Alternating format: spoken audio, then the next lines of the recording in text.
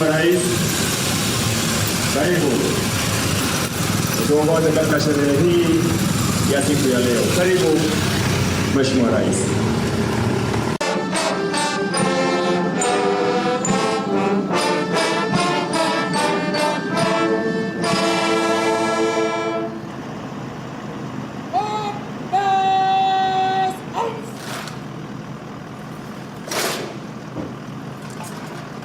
Mkuu wa gwaride kuja mbele ya Mheshimiwa Rais kumwomba idhini ili apate kuikagua gwaride.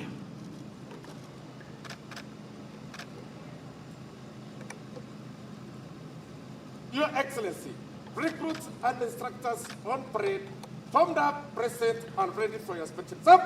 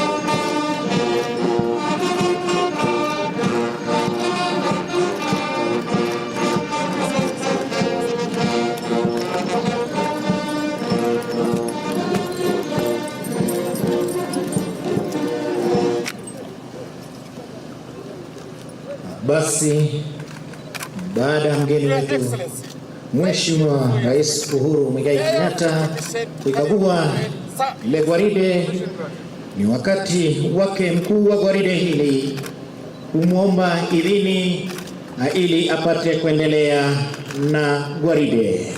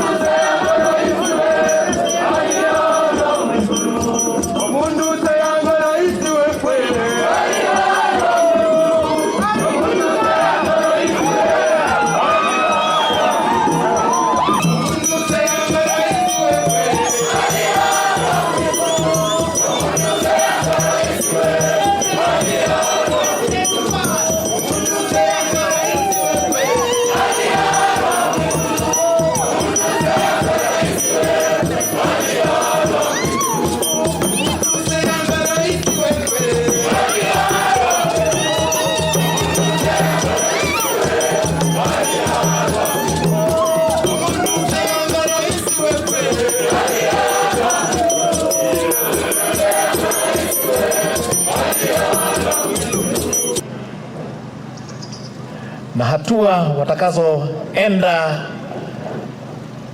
ni hatua 5200.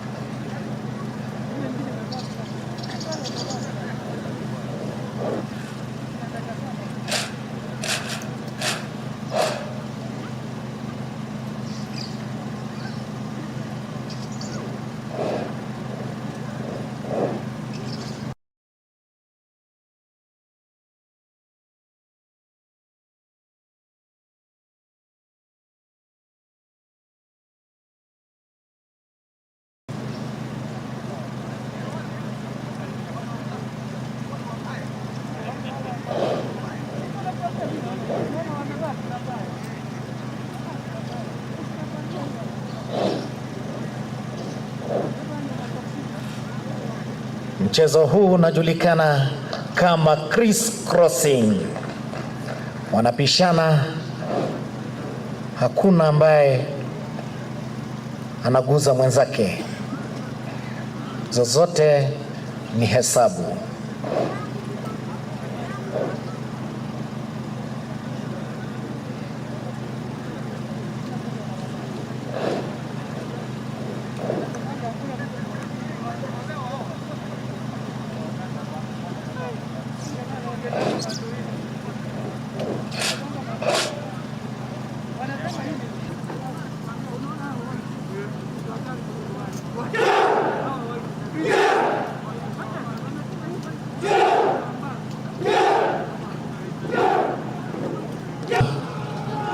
Na kugonga zile vionzi.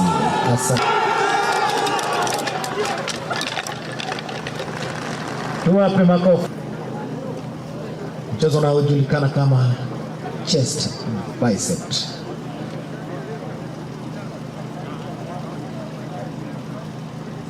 Bicep tricep.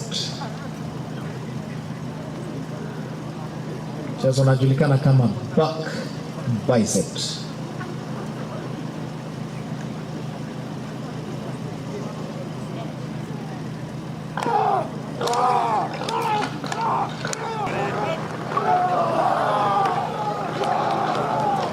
Tuwape makofi tafadhali. Asanteni sana.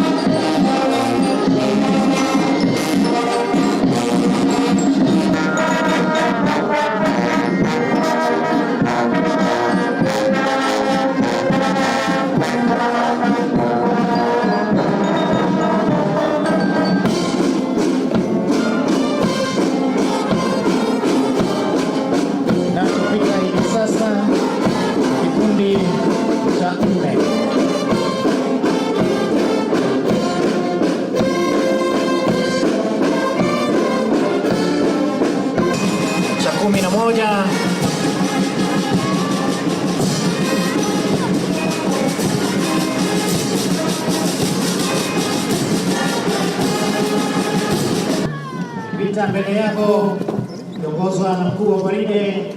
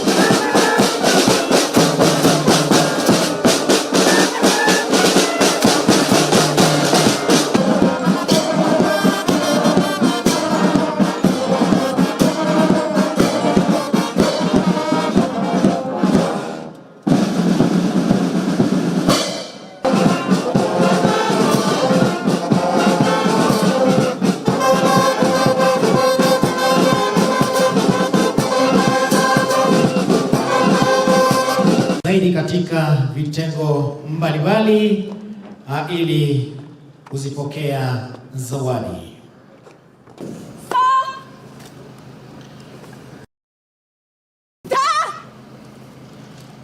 The best recruit in academics men, service number 200636, Bernard Kiplangat Bech. The best recruit in sports, men. The best recruit in Passport number 200703 4092, Inspector Joyce Ogango.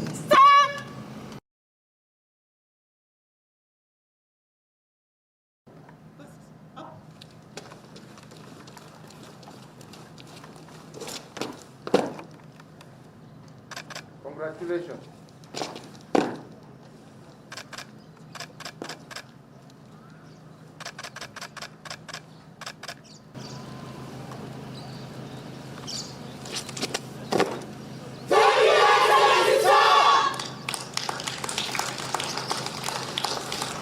Asante sana. Baada ya kupokea zile zawadi, the training offered here in Gilgil and the subsequent engagement of these young men and women in nation-building activities sets them apart from their peers by instilling in them the values of discipline, diligence, patriotism, and nationhood. This is the unique selling point of our youth that guarantees that the job market, dependable workforce. Enlistment of our servicemen and women into the disciplined services will therefore enhance these values in those services. Besides, those that graduate with trade in different skills areas have proved to be a cut above the rest as attested by their employers. Your Excellency, sir, I want to thank you most sincerely for the continued support to the service and the love you have showed to the youth of this country by championing their training and job placement. Your Excellency, your presence with us today demonstrates your continued determination to ensure that the youth access quality training and discipline for the labor market and to support national development. Your Excellency, sir, I wish to thank National Youth Service Council, management, and the staff for strengthening National Youth Service governance to deliver on the expanded mandate. The performance of the Council and the management has demonstrated high standards of professionalism, patriotism, and high standards of ethical practices. And the Excellency, that's why for almost the fourth year, we have not witnessed any unethical issues in the institution. Your Excellency, sir, National Youth Service has made notable development contribution spread across the national and beyond. The contribution in manufacturing, food security, and housing, to name a few, target providing timely solutions to national development challenges. One of the issues that we have pondered over is how we can prepare every Kenyan youth for their personal destiny. The interventions that we have put in place include fostering greater access to technical and vocational education, creating a framework through which our youth would have greater access to government procurement opportunities, creation and expansion of youth affirmative action funds, such as the Youth Fund, the Uwezo Fund, as well as the expansion of this NYS program. And undoubtedly, the NYS program has been a tremendous success. And for that reason, despite the disruptions caused by COVID-19, we have remained resolute on empowering our youth through the NYS, which has seen an additional 14,779 young people admitted into the NYS this calendar year. Indeed, through the NYS training programs, we now have a critical mass of employable youth with a reputation for discipline, diligence, excellence, and hard work. This sterling reputation has stood the test of time, and I therefore urge you, the class graduating today, to maintain these high standards as you move on to the next phase of your service to Kenya. Since independence, the National Youth Service has been instrumental in our national development. Recognizing this enormous contribution, we have placed the NYS at the center of the implementation of various key Government of Kenya projects. For example, the service recently entered into a partnership with the Kenya Power and Lighting Company, by which NYS participated in a countrywide exercise to improve KPLC's efficiency in delivering electricity to all corners of Kenya. NYS assisted KPLC by ensuring that the company has an up-to-date data set of all its physical assets, including all prepaid and postpaid meters. In other areas, especially of national security, we have seen the NYS involved in the digitization of data at the Lands Department. We have seen the NYS involved in the National Addressing System, and the NYS has also been enlisted at the Integrated Communications Command and Control Center, IC3, to respond to telephone calls and other electronic communications from members of the public. This is in addition to NYS's role in augmenting the work of the police in crowd control duties during significant local as well as international functions. The service has remained a dependable entity in emergency response and disaster management. Ladies and gentlemen, these are just but a few examples of how the NYS has become an even more critical player in our development spectrum, and the class graduating today can expect to similarly be called upon to contribute to a variety of development areas, particularly within the Big Four agenda. When we conceptualized the Big Four agenda, we were determined to direct our resources and efforts to those issues and projects with the greatest impact on the well-being of our people. To succeed, we all need to rethink our approach to the social economic development of our country. NYS has become a critical player and also an enabler of the Big Four agenda across the four pillars, but particularly in food security and manufacturing. Today, we are glad to note that the Textile and Garment Technology Institute has been modernized through the acquisition of new machines and equipment to enhance efficiency and quality. This has expanded the production capacity of the factory 20-fold, from 100 pieces a day in 2013 to 2,205 pieces per day today.